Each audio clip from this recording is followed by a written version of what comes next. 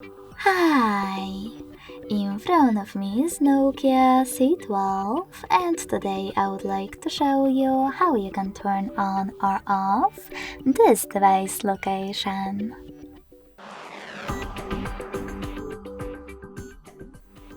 You need to begin by opening Tab menu. Now look for Location shortcut, and when you find it, click on it. As you can see, location of my device is now off, but you can always turn it back on by tapping on the same shortcut again. If you wish to, you can also go into Settings, scroll down and choose Location.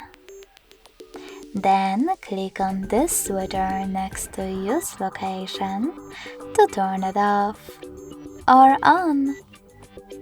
Thanks so much for watching. If you enjoyed this video, leave a like, comment and subscribe.